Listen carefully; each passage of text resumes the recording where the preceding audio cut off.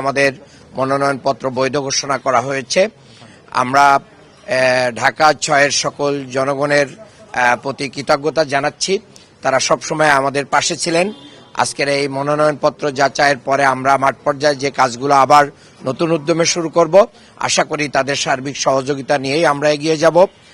নির্বাচন রিটার্নিং অফিসারের কার্যালয় থেকে আমাদেরকে যে গাইডলাইনগুলো দেওয়া হয়েছে, আশা করি যে আচরণবিধি মেনটেন করার ব্যাপারে রাজনৈতিক দলগুলো আমরা সবাই যে নিশ্চয়তা দিয়েছি, এটা মাঠ পর্যায়ে মেনটেন করার চেষ্টা করব ইনশাআল্লাহ।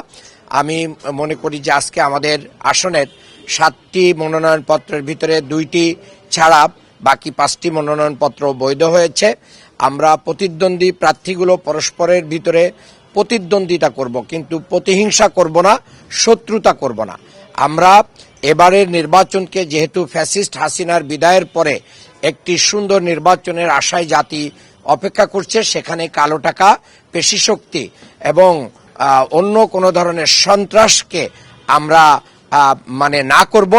বিশেষ করে আগামী নির্বাচন তরুণ প্রজন্ম অধীর আগ্রহে অপেক্ষা করছে, যেখানে বাংলাদেশে একটি ক্ষমতার ভারসাম্য প্রতিষ্ঠিত হবে। গণভোটের মাধ্যম দিয়ে জুলাই সনদের আইনি বাস্তবায়ন হবে। সেজন্য আমি সবাইকে বলবো যে আপনারা হা ভোট, এবং এর পাশাপাশি এই নির্বাচনে যেন আমরা সন্ত্রাস, চাঁদাবাজ, দখলবাজ, মাদককে না বলে একটি সুন্দর গণতান্ত্রিক বাংলাদেশ গড়ে তুলতে পারি। দীর্ঘদিন ধরে আমরা ঢাকা 6-এর অধিবাসীরা বৈষম্যের শিকার, উন্নয়ন বঞ্চিত।